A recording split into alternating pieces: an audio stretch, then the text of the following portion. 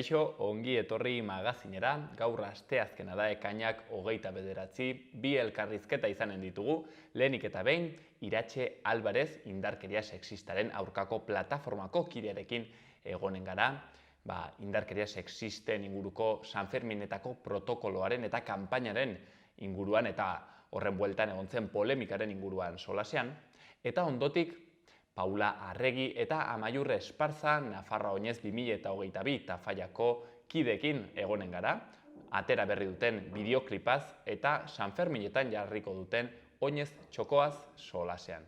Baina has gaitezen lehenik eta behin betiko edukiak ikusten. Lehenik eta behin efemerideak. Ekainaren 29 zen 1952an. Emakumeek Grezian bozkatzeko eskubidea lortu zuten lehen aldiz. Eta urte bat beranduago, 1953an, Edmund Hillary eta Tzenik Norgay Sherpa Everestera igotzen lehenak izan ziren. Beranduago, 1988ko ekainaren 29an, Pedro Etxenikek Asturiasko printzearen zientzia saria jaso zuen. Eta 1990an Boris Yeltsin Errusiako presidente aukeratu zuten. Ikus dezagun agenda. Gaur Living Culture proiektuaren aurkezpena 7:00 Labagunean.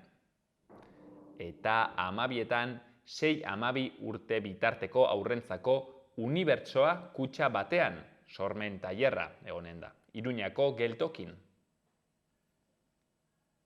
Eta ostiralean, Hemingway Euskal Herrian ingurua egonen da, Auritzeko kultur etxean 7:30, Nafar Ateneoak antolatzen du, eta parte hartzaileak Alberto Barandiaran, Iñaki Sagarna eta Garazi Goia izanen dira. Gaurko egunkarien azalak. Diario de Notiziasekin hasiko gara, lerroburu nagusian, Turkiak NATOn sartzeari jarritako betoa kendu du. Bidenek Sánchezi eskatu dio Rotako ontzi suntsitzaileen kopurua 4tik 6ra igotzea, baita horrek dakartzan langile militar guztiak ere. Bi agintariek Afrikako iparraldeko immigrazio irregularrari aurre egiteko lankidetza iraunkorra adostu dute. Estatuko fiskaltza nagusiak Melillako mugan izandako heriotzei buruzko ikerketa abiatu du, kritika gogorren ondoren. Eta beste berri batzuetan, Ezkabako gotorlekua memoria historikoaren lekua izango da. Eta LGTBI harrotasunak Iruñeko kaleak hartu ditu. Baita ere, Navarra Suma arkuen zirkuitua saltzearen aurka dago, naiz eta defizitarioa izan. Azkenik, basoko suhiltzaileek langile eta bitarteko falta salatu dute. Diario de Navarran lerroburuan, profesionalen faltak Nafarroako osasun zerbitzuko aparteko orduak handitu ditu. Osasun sailak kausa hori aitortzen du eta pandemiaren ondorioak gehitzen dizkio. Igoera handiagoa izan zen osasun zentroetan ospitaleetan baino. Argazki handi batean Joe Biden eta Felipe Seigarrena ageri dira, eta izenburuan Bidenek lotura indartzen du Espainiarekin. Amerikako Estatu Batuek bere presentzia militarra areagotu nahi du Rotan, NATOk Madrilen egingo duen goi bileraren hasieran. Beste lerroburu batean, Nafarroko suhiltzaileek baliabide eta langile falta salatu dute. Gara egunkarian, argazkian LGTBI manifestazio batean jendea eta kartel batean Fuck Rainbow Capitalism ageri da. Izenburuan LGTBI+ mugimenduaren indarre erakustaldia, transfobiaren aurkako mobilizazio koloretsuetan. Lerroburu handi batean, Ezkabak eta Lakumbrek biktimen oroimena omenduko dute.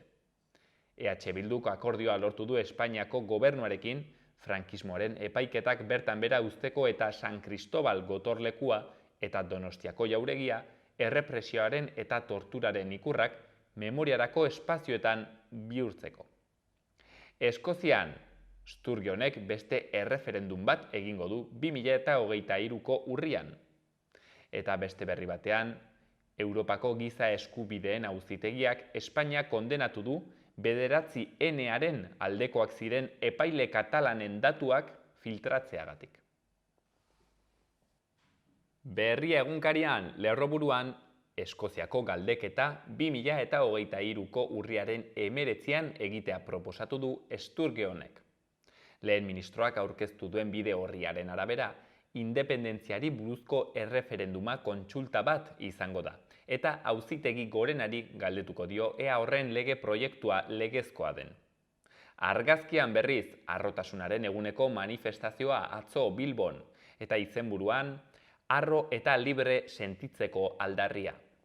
Milaka lagun atera dira kalera LGTBI+ komunitatearen nazioarteko egunean, transfobiaren aurkako mezuek indarra hartu dute manifestazioetan. Eta beste lerroburu batean, kamioi baten 50 migratzaile topatu dituzte hilik Estatu Batuetan. Bukatzeko Euskal Herria Irratia. Berri nagusian, Ezkabako gotorlekua oroimen historikoaren lekua izanen da. EH Bilduk akordioa lortu du Espainiako gobernuarekin memoria demokratikoaren legearen alde bozkatzearen truke. Beste berri batean, Oier Sanjurjok Ane Lukinen eta Gorka Urbizuren Lisboa kantua abestu du bere talde berriaren aurrean. Eta azkenik 2022ko Nafarra Oinez festak badu kanta, erdian erein.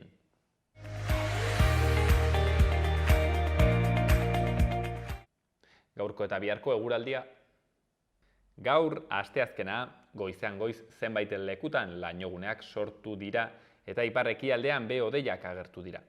Goizak aurrera egin ahala, Kantauri isurialdean hodeiak ugaritu egingo dira. Arratsalderako estalia geratuko da eta tarteka euri apur bat egingo du.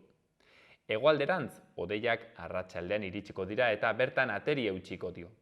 Egunaren amaieran Pirinioetan trumoi ekaitzen bat izan daiteke.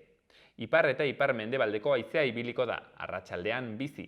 Ipar partean, temperatura asko jaitsiko da eta maksimoak 20-22 gradu ingurukoak izango dira. Hegoaldean aldiz, temperatura ezer gutxi aldatuko da.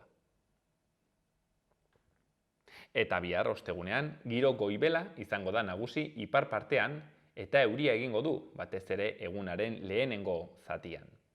Arratsalde gau partean atertuz joango da. Hegoaldean ere hodei dezente agertuko dira, baina ateri eutsi diezaioke. Egunaren amaieran ostarte zabalak irekiko dira. Ipar eta ipar-mendebaldeko haizeak joko du eta ziertzoa bolada gogorrekin ibiliko da Ebro ibarrean. Temperatura maksimoek nabarmen behera egingo dute, batez ere hegoaldean, eta oro har balio altuenak ez dituzte 20 graduak gaindituko.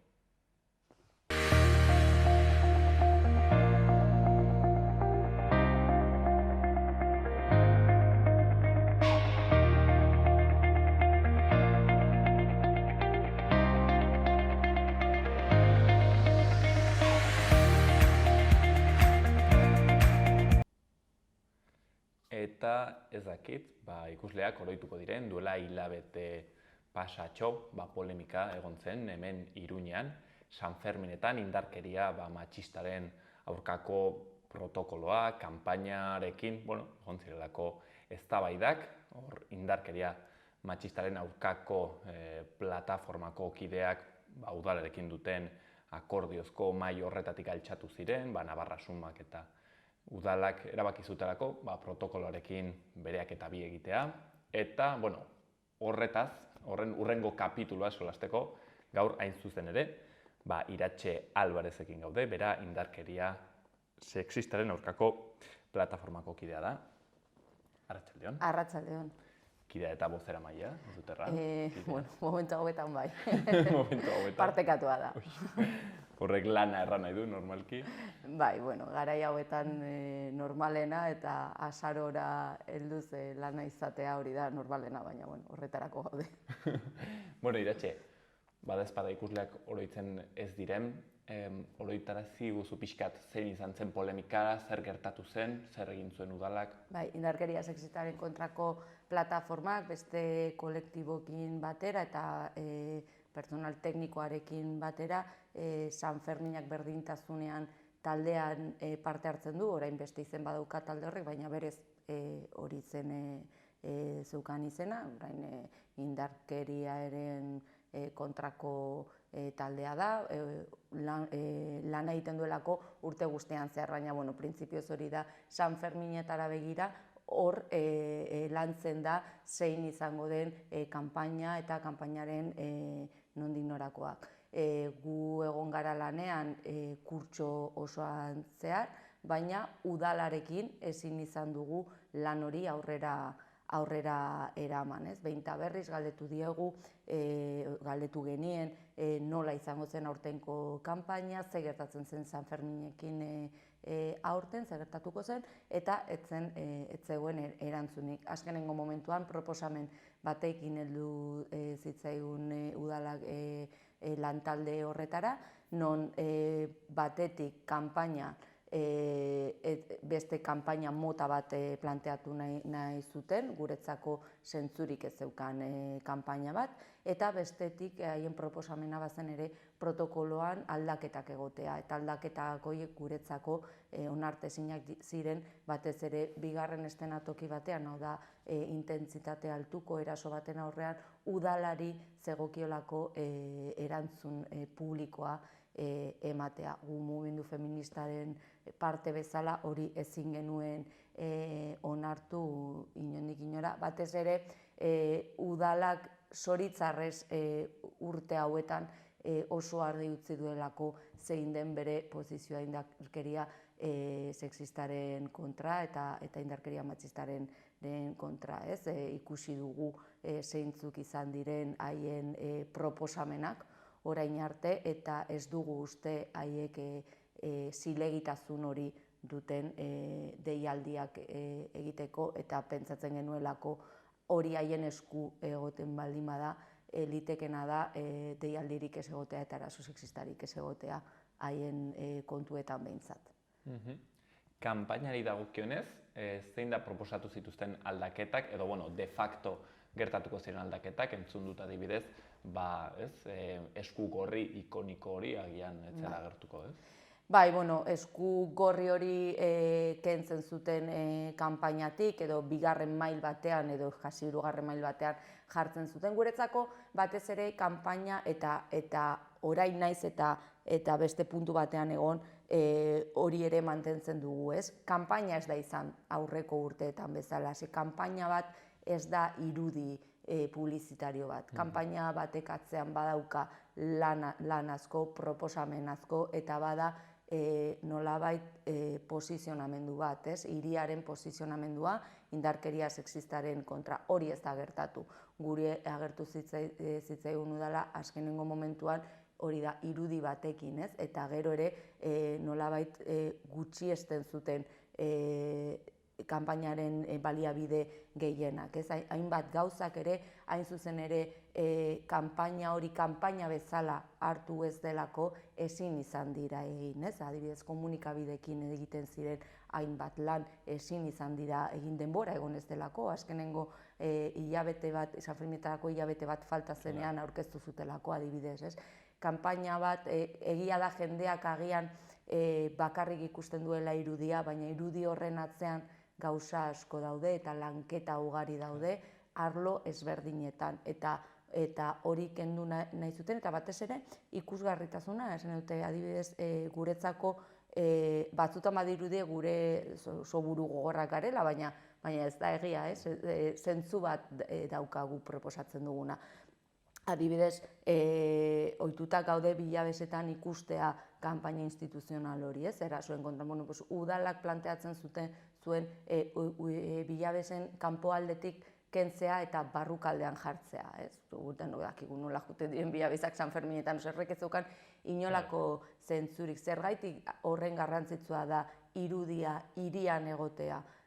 Jende asko etortzen delako, jende asko gaudelako San Ferminetan parte hartzen, eta oso garrantzitsua da udala instituzioa bezala eta hiriak posizionamendu hori eukitzea, ez? Eta argi geratzea Iruñan ez direla ez dela indarkeria sexistarik onartzen eta horren kontra gaudela, eta gainera baliabideak ditugula horri aurre egiteko, ez? Guretzako hori oso garrantzitsua da. Eta gero ere baliabide horren, hiritarrek ere baliabide horren berri izatea, ez dauka inolako zentzuri hainbat baliabide egotea jendeak ez baldin baditu ezagutzen.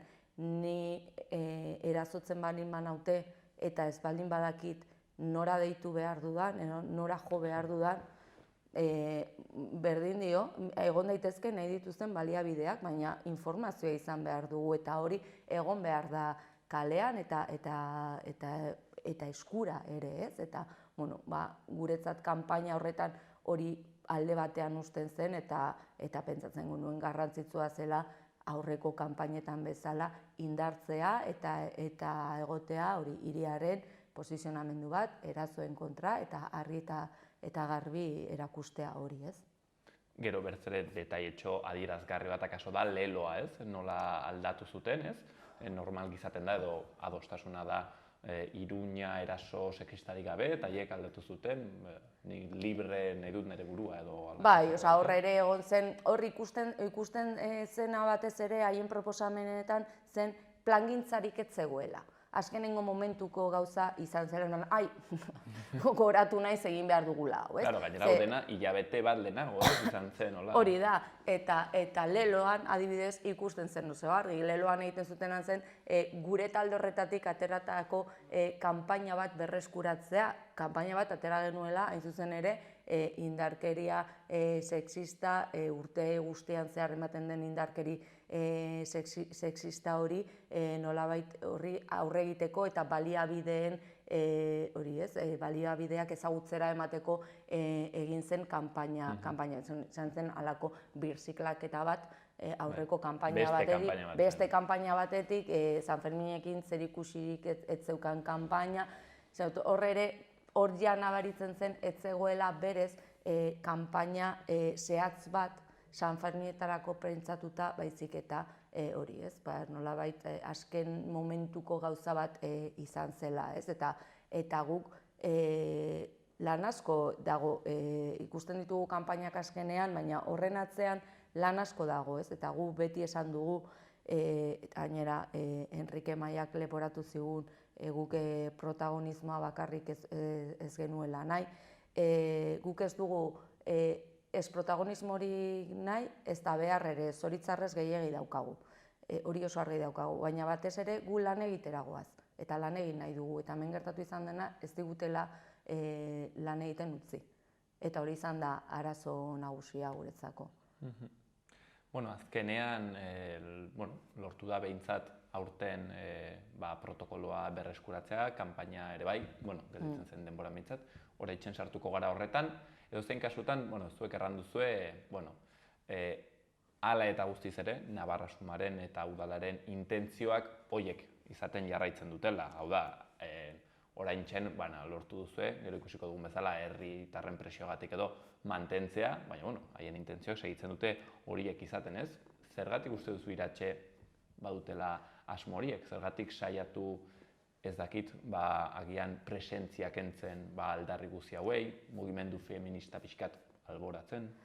Nik uste dut hor badaudela bi kontu, ez? Batetik nik uste dut oso modu okerrean pentsatzen dutela gainera egia ez delako, eta hori gu behin eta berriz esan dugu, baina batzutan naiz eta gauzak ezan, badirudi badagoela jendeak ez dituela ulertu nahi.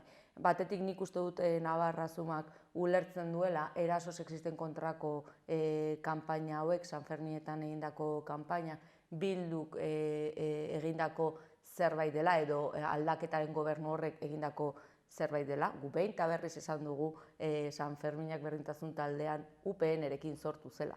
2014an existitzen zen talde hau, ez?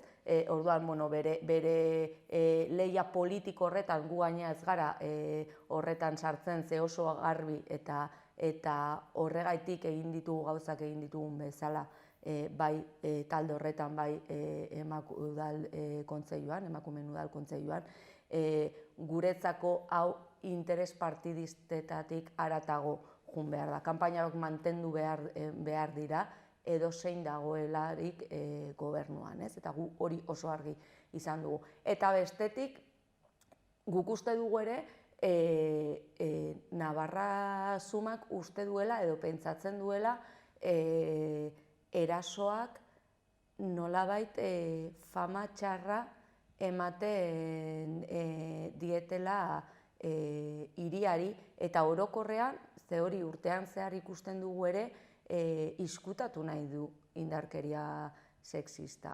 Guretzako hori oso garbi dago, ze gu askotan esan dugu, eta beti esaten dugu, ez, indarkeria matxista bada zerbait unibertsala dela eta estrukturala dela.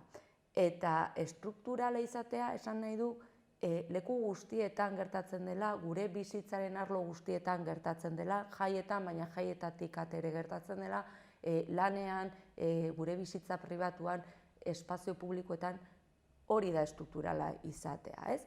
Eta, horri aurre egiteko hausnarketa eta aldaketa handiak egin behar dituzu zuregan eta baita ere udalan, ez? Eta guk uste dugu Navarra Sumarentzat asko errazagoa dela zikinkeri guztia alfonbrapean izkutatzea, egitea edo esatea hemen hau ez dela gertatzen, eta gertatzen baldin bada, badira soro batzuk egiten dutela hauek, edo ezagutzen ez ditugun pertsonak, ez erasotzaileak ezagutzen ditugu, zoritzarrez ezagutzen ditugu. Eta indarkeriaren mitifikazio hori apurtu behar daia behingoz. Eta nik uste dut badaudela, edo behintzat hori da gure hausnarketa, alderdi politiko batzuk, zeintzuk ez dute horri eutsi nahi. Azkenean nolabait lanketa hori egitea, zuri begira lanketa hori egitea, ulertzen dugu gogorra dela, eta asko sinpleagoa da eta errazagoa da gauzak izkutatzea eta egitea gertatuko ez balitz bezala, ez? Eta guretzako horiek dira bi arrazoi nagusiak. Desde luego nik ez dut uste Navarra Sumak nahi duenik pankartaren aurrean jartzea indarkeria sexistarekin oso konprometitua dagoelako, ez? Horren kontrako borroka horretan konpromezu handia daudelako. Gainera hori uste dut ez dela haien lana. Instituzio bezala, udalak baditu baliabideak eta baditu tresnak indarkeria sexistaren kontra aritzeko, egin dezatela. Hori bai dela haien lanak, baliabide horiek jartzea, errekurtsoak egotea,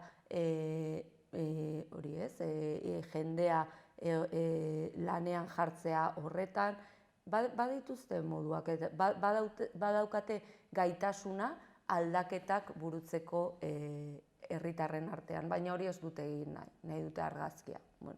Aurrean izango gaituzte badakite gainera. Izatez, bazen 50.000 euroko partida bat, ez, guztienentzat, ez egit azkenen zer gertatu den horrekin?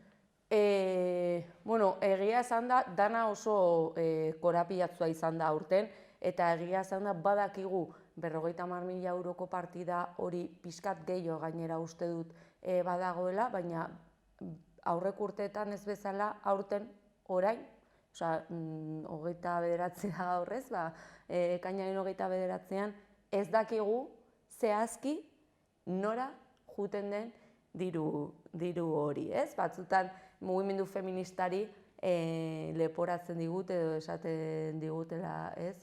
Diru kontuekin, ez susmoak, mugimendu feministak beti eskatu ditu aurre kontuak. Jakin nahi dugu nora doazten gauzak, zenbat ordainduko, eta orain arte horrela izan da. Gu jakin dugu talde horren barruan, zenbat ordaintzen zen edo zenbatekoa zen, adibidez informazio puntu horren lizitazioa, zenbat kostatzen zuen kasetak, zenbat balio duten jartzen diren, hori bilabezetan jartzen diren kanpainaren irudi horiek, zenbat bilabezak eramango dituzten, dana, zenbat pin egingo diren, edo zenbat hori normalean beti jakin izan dugu eta beti diru kontuak izan ditugu. Egia da oso berandu jun direla eta gu horrela esan digut eta pentsatu nahi dugu egia dela eta denborengatik egia izango da. Gauza asko oraindik ez daudela ere, ez? Orduan zaila da zehaztea, baina bueno, espero dugu Sanfermitatik bueltan baldin bada ere jakitea zenbat kostatu duen gauza bakoitzak, nola guretzako garrantzitsua da inbertsioa egotea berdintasunean, baina baita ere nola eta non sartzen den diru hori, ez? Nola gastatzen den gure dirua, guztion dirua dela. Hori guretzako ere garrantzitsua da. Bueno, Iratxe, beraz, aipatu duzue, herritarren presioangatik, talde feministengatik, dena delakoagatik azkenean, Navarra Sumak, aurten utzi du bere horretan protokoloa, oraitzen erraten genuen bezala, ez hori delako bere intentzioa, baizik eta seguraski ere indarrangatik edo presioangatik bere horretan utzi du.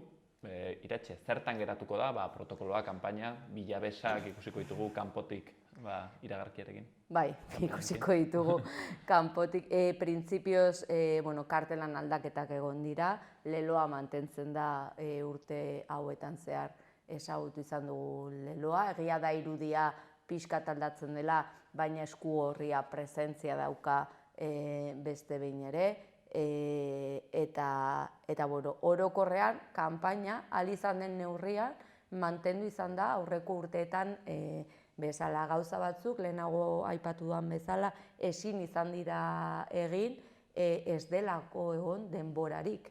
Hori ez, hilabete horren faltan gauza batzuk bertan bera geratu dira, guretzako garrantzitsua delako ere ez bakarrik gauzak egitea, baizik eta ongi egitea, ez? Hemen kontua ez da, ez dakit zenbat mila gida ateratzea, baizik eta gida horiek etzea behar dien lekuetara eta egotea formazioa eta protokoloa jendeak ezagutzea eta kanpainan ongi gauzatzea. Hori da garrantzitsuena kantitatea baino. Orduan egia da gauza batzuk ez direla egingo, ados gaude ez egitearekin, zenut egia da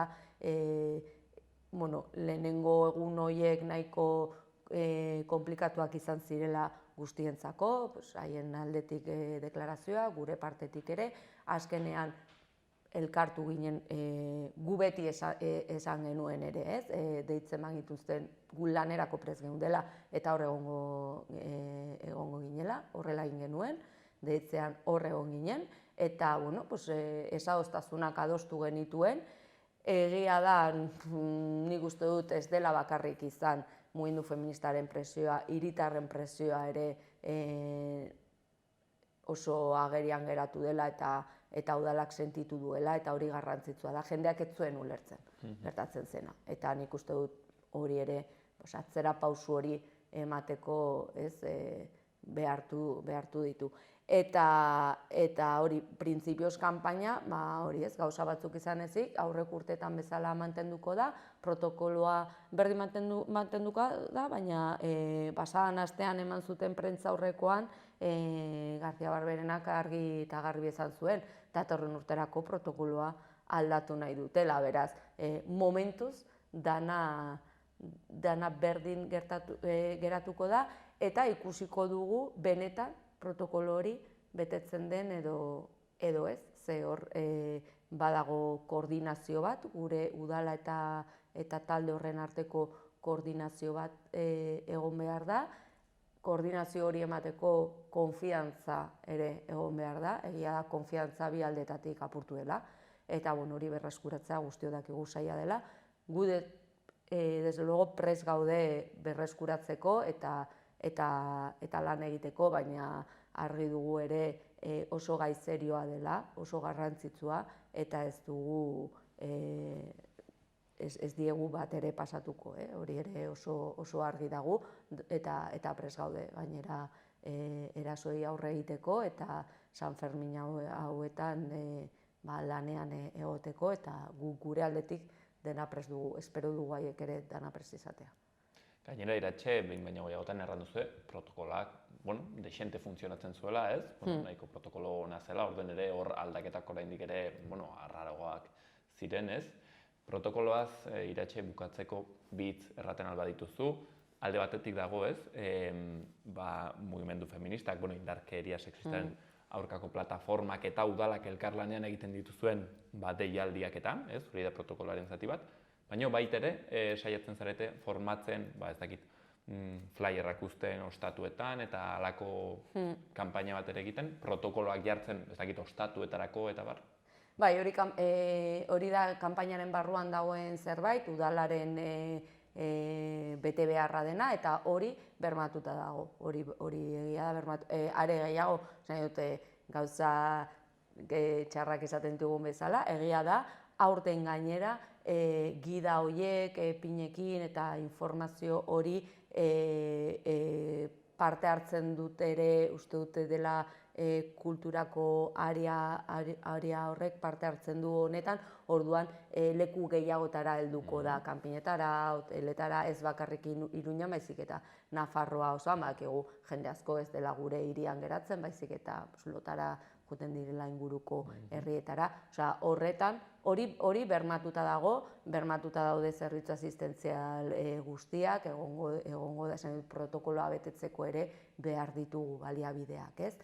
Badago laguntze zerbitzu bat, eraso bat egotekotan, horre guardiak egon behar dira 24 ordukoak, bermatuta daude, badaude gauza batzuk ongi egin direnak, mantendu direnak, eta hori esan behar da, horrela delako protokoloak, protokoloak, 3 protokolo ezberdin daude, hori asistentzia sozialana, poliziaena eta mugimendu feminista erantzute horren protokoloa, eta hori da gurekin koordinatzen dena, eta hemen printzipioz dana berdin geratzen da, arazoa da informazioa helduko zaigun edo ez, hori bai udalak esaten digula, eraso bat egotekotan ez badute gure telefonoan salatzen, guk daukagun jakiteko modu zuzenena printzipioz udalaren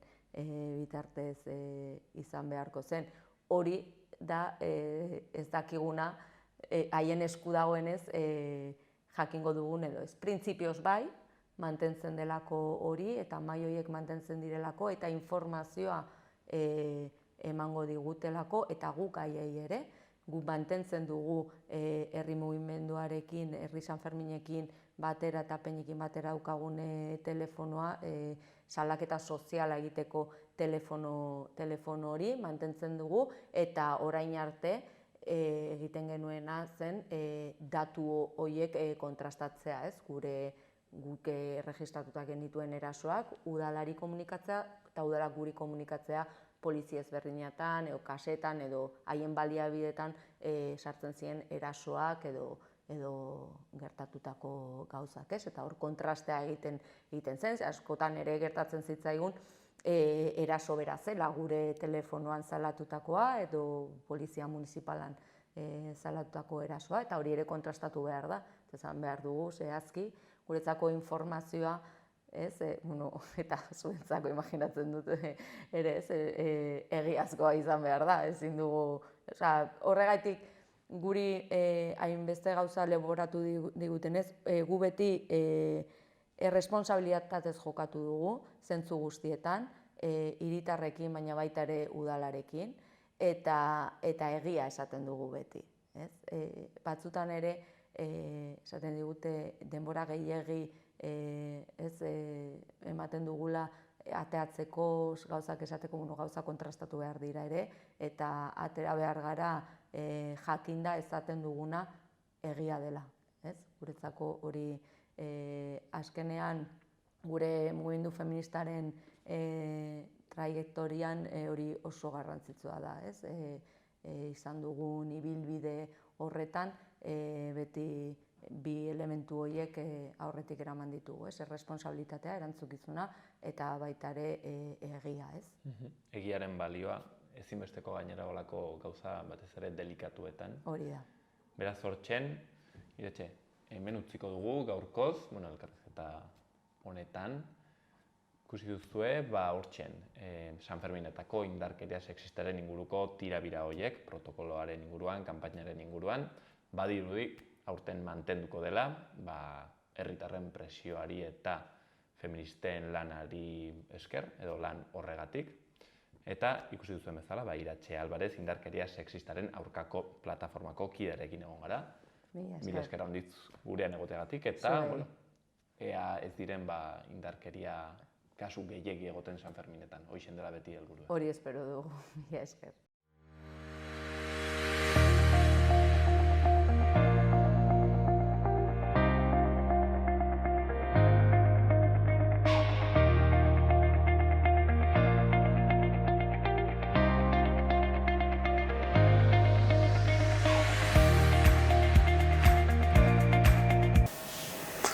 Ikus ditzagun Iruñerriko udaletako albisteak. Berriozarren jaietako kartel irabazlea jadanik hautatu du epaimahaiak. Webgunean ikus ditzakezue kategoria bakoitzeko irabazleak. Neike Martiartu Barroso izan da jaietako kartel nagusiaren irabazlea, 600 euroko sariarekin. Eta Berriozarko udalak bat egin zuen Nafarroako gobernuaren harrotasunez jarraitzen dugu hemen kanpainarekin. Adineko LGTBI+ pertsonak ikusarazteko kanpainarekin hain zuzen. Burlatan ekimen pribatuko herritarren partaidetzarako plana, Morearen eremuan Burlatako udal plan orokorraren zehaztapen egituratzaileak aldatzeko proposamenak bidali daitezke abuztuaren 30 arte Burlatako udalera. Iruñean, bidegorri berri batek, Iruña eta Barainain landabengo industrialdearekin lotuko ditu, Miluze kaletik barrena. Iruñeko udalak eta Nafarroako gobernuak hitzarmena sinatu dute obra hori egiteko. 969.000 euroko kostua du eta Next Generation funtsen finantziazioarekin eginda.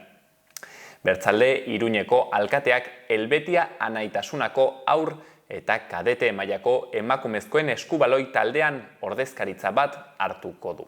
Haur mailako taldea Espainiako txapeldun izan zen bigarren urtez jarraian eta kadete mailako taldeak brontzezko domina lortu zuen. San Ferminetan tabernak goizeko 6 arte ireki ahal izango dira eta diskotekak 7:30 arte. Itxiera ordutegiaren eta irekiera berriaren artean gutxienez 3 ordu igaro beharko dira. Eta Santa Maria La Realek auzo erabilerako funtzio anitzeko lokal bat estreinatu du. Ekimen publikoak, pribatuak eta elkarte sarea bateratuz. 300 metroko lokal honek ateak irekitzen ditu hiriko inguruko horretan bizi diren 2600 pertsonentzako topagune eta partaidetzagune gisa. Azkenik, 500 iruindarren argazkiak apainduko dute hiria San Fermin jaietan. Enrique Maia alkateak aurkeztu du San Ferminik gabeko 2 urteren ondoren herritarrei protagonismoa eman nahi dien kanpaina.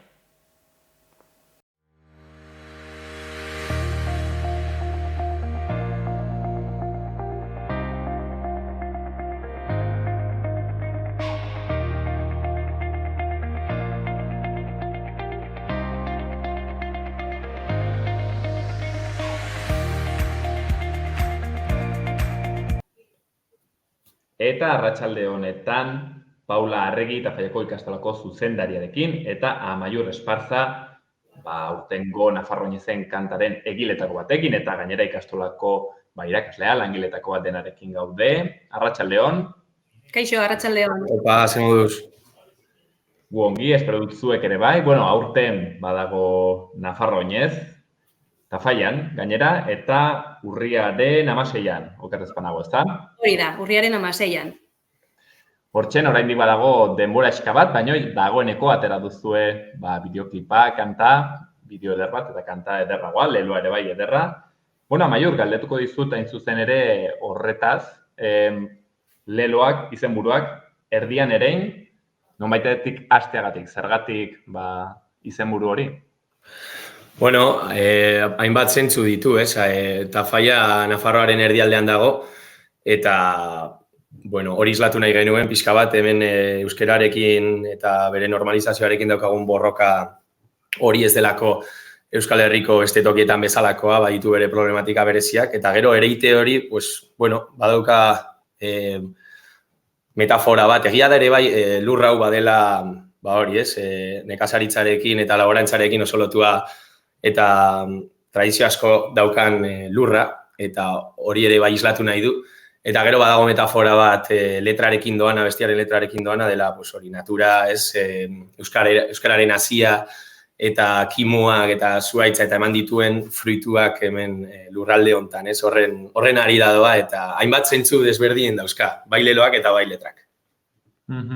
Hoxe, Nafarroa erdialdean ere euskara erein behar den zentzu hori ez, aski ederra. Aipatu duzu, bueno, ereiten ari zaretela, metafora bat dela, baina baita ere, bueno, baduela bere egiatik zati bat, izan ere, badago ez, eta Tafallan oinez basoa delakoa, bertan ere zenuten, bueno, zuhaitzak literalki, eta horren bitartez, auzolanean gainera, bueno, konta iguzu pixkat horretaz, Amaiur, zer egin zenuten, zer da oinez basoa hori? Bueno, bada, ikastolen elkartetik atera den proiektu bat, eta gu 11an, ez, okerrez banago landatu genuen, hemen Tafalla ondoan badagoen, ba hori, menditxo batean, eta, bueno, baditu bere, ba hori, beste 11 urte, ez? Hori da. Eta kristone ez dakit proiektua izan zen, herriko agente asko parte hartu zuten, kristone auzolana, eta bueno, hainbat, Nafarroako hainbat ikastolek bere gain hartu duten proiektua da. Orduan bere jarraipen handia du. Hori, gainera naturarekin lotua, sensibilizazioarekin, badauka jarraipen bat ikastolako, hori, hezkuntza proiektuarekin, zeren ikasleek hartzen dituzte, haiek hartzen dituzte urrak eta eskurrak, barkatu, eta gero landatzen dira ikastolan, zaintzen dituzte haiek, eta gero badago landaketa prozesu bat ere bai, ez da bere garaian egin zen gauza bat bakarrik, baizik eta badaukana jarraipen bat, oinez basoaz aparte, ez? Nolabait esateko da, zakatuta dagoena ikastolaren, hori, ez, eguneroko hezkuntza proiektuan. Paula, eskertu nahi izan duzu, baita ere kanta honekin, ez, hein handi batean, bueno, hor urtetan, 50 urte bederen lanean egon diren euskal zale hoiei, bueno, ez dakit, Tafalla berezia da honetan ere bai, ez?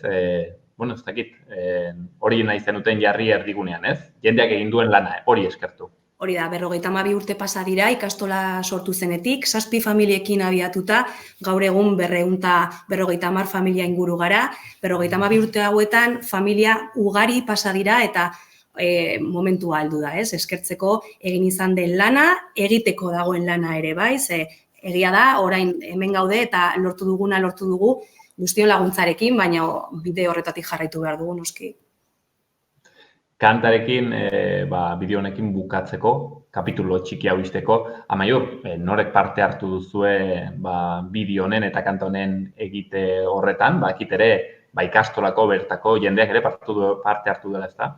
Bai, bueno, hasierako ideia bat, oinezeko antolakuntzatik izan zen, Tafallako musika talde batek egitea, bere musika talde zigiluarekin, baina guk proposatutakoa izan zen, hori, komunitatea izatuko zuela asko sobe, eta auzolan bat egitea ikasle hoien artean, ez? Hainbat musikari daude, eta iruditzen zitzaigun asko ederragoa.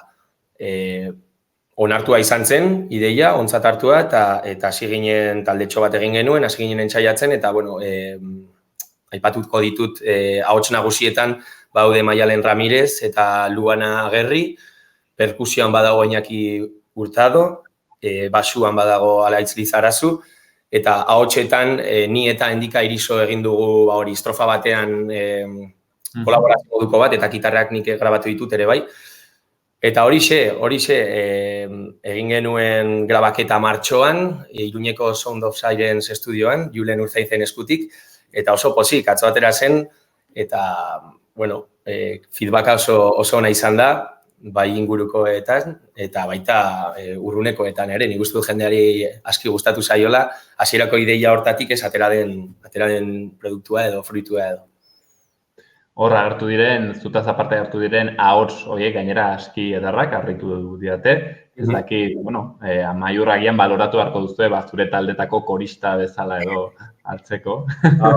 Ari dira, bere karreratxoa egiten edo, oso gazteak dira eta ikasle horiak esan dudan bezala, ezagunak, eta ari dira bere kontzertutxoak egiten, baina egia esan beste guztiok bagaraia eta beste taldetan ibilitakoak, eta ez musikariak, baina bai nolabait musika munduan edo murgilduak aspaldi.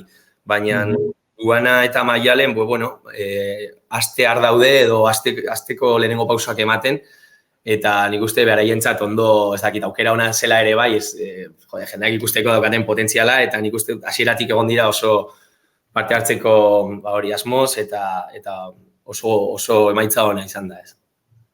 Hortzen, bideo aski ederra, kanta ederra ere bai, denen artean gara egina, ez dakit, Arron Tafaiako ikastolako auzolanean egindakoa, ez? Hortzen, ederra. Paula, Amaiurrek errandu momentu batean, Tafaian euskeraren egoerak eta euskeraren borrokak badituela berezitasunak. Ez dakit, hitz gutxitan erraten halko zenuen, zein da iduritzen zaizkizu berezitasun azpimarragarri horiek? Argi dago, Tafaia Nafarroaren erdialdean dago, ez? Eta, euskararen erabilera, ez dela nahiko genukena, baina egia da, ikastolak egiten duen lanarekin, eta, ikastola komunitateak egin duen lanarekin, horri eutxi zaiola, eta indartzen ari garela, geroz eta euskara gehiago entzuten da kaletan, eta gure gazteriak ere indarra hartzen ari du paper honetan. Uste dugu, badugula bidea egiteko, baina horretan ikastolak laguntzen duela eta lortzen garela pizkanaka nahi duguna. Ez dakit, barkatu nire ignorantzia, lehenbiziko aldia den oinez egiten dela Tafaian, gehiagotan egin den? Laugarrena dugu, aurtengoa. Laugarrena.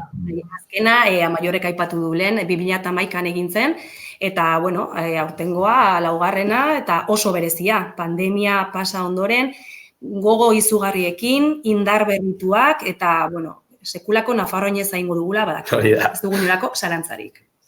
Gainera orain, azken aldietan antolatzen ari diren gauzetan, jende andana bat hurbiltzen ari da, jendeak badu gogoa kalean egoteko, hasi que segur naiz, Tafaian hurbildiko dela, egonen dela jende pila bat. Eta, motorrak berotzeko ere bai, eta, pentsatzen finantziazioan eta pentsatzen, San Ferminetan ere izanen duzu ez duen oinez txokoa, urtero bezala.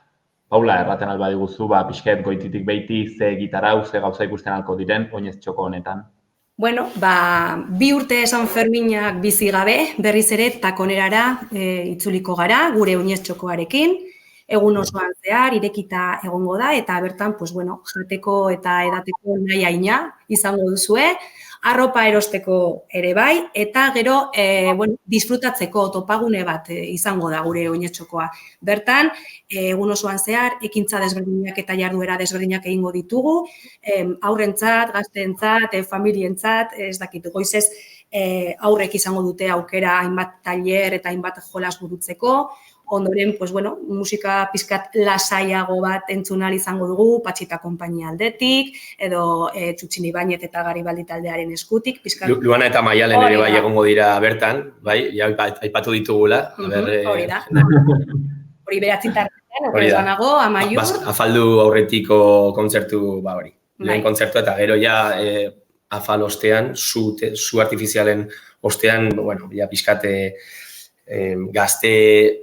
gaztetxoagoak direnen publikoaren zati izango dira kontzertuak, ez pixka bat rockeroagoak edo gaur egungo estenan, hori ez, nahiko izen potentzia daukaten taldeak, ez, nik uste dut, nahi baduzu, Paula, baten bat aipatuko dizuet, adibidez, Screamers and Sinners, Impedancia, Galtzagorriak, Rodeo, The Tricky Things, dakit denak aipatu behar. Unidad Alavesa, Ezken Sustraiak, Urdangak, ez, Atxurri, Delio, badago non aukeratu. Aukera... Zua Amaiur konten. Nola? Zua Amaiur konten egongo zarela. Bai, hainbat lagun. Eta gaina parte hartu izan dut nik oinezeko, hori ez, jarduera batzordean, eta San Ferminetako kontzertuak izten ibili naiz, eta hemendik eskerrak eman bertako taldeetako kideei esfortzua egin dutelako, bai, baldintza berezietan etortzeko oinez txokora eta bultzatzeko berriz, hori gure topagune karpa hori, toki hori, eta kriston giroa aseguratu egongo da. Nira aurten, uste dut, oso toki gutxitan entzun algo dela, Zuzeneko musika, bai, gutxiago, nahi baina gutxiago. Hori da. Eta, aukera bikaina eta noski gonbidatu, etorri nahi duzuen guztioi gurekin ospatzera, gure San Ferminak. Hori ba.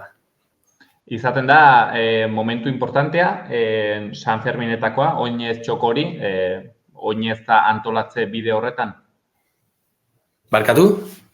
Ea izaten den momentu garrantzitsua, nola baiteko ze importantzia duen San Ferminetako momentu horretan. Oineza ez da soilik oinezaren eguna urriak 16 hori, baizik eta badaukala urte osoko dinamika bat.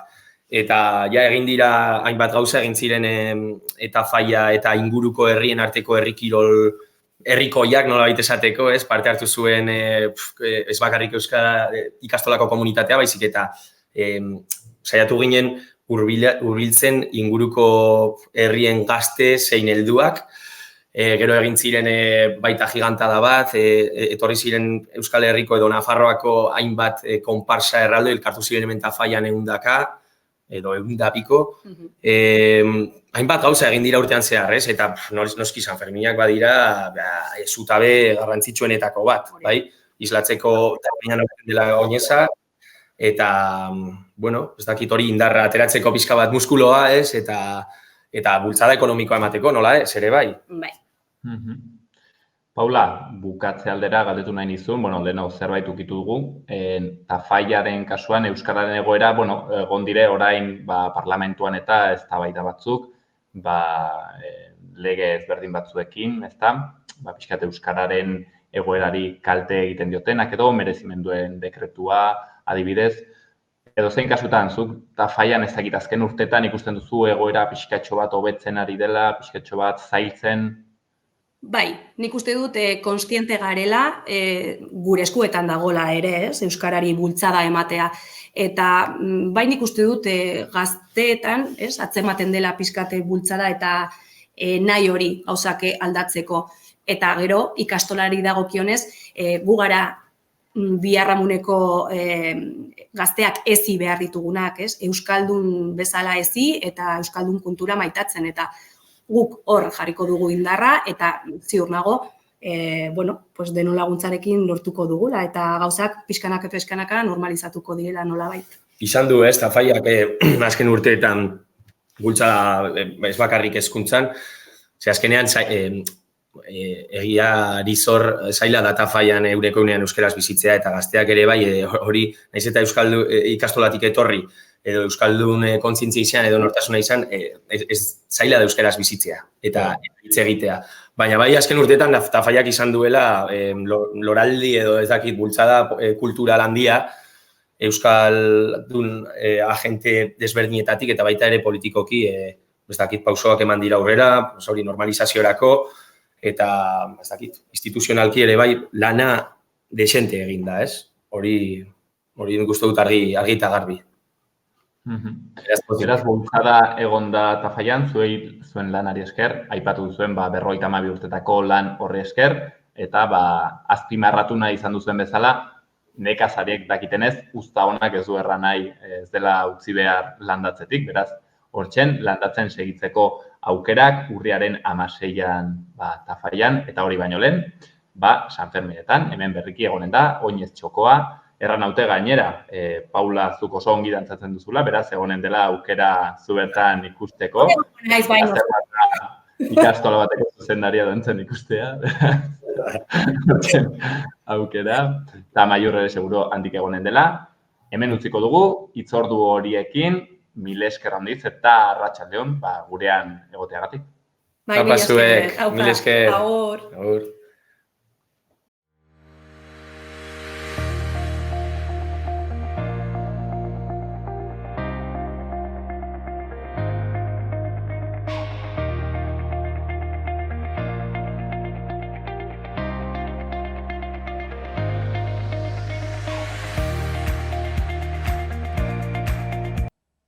Hauxen dena gaurkoz, asteazken honetan magazinean, orain bukatzeko Nafarro oinezen 2022ko kantarekin utziko dizuegu.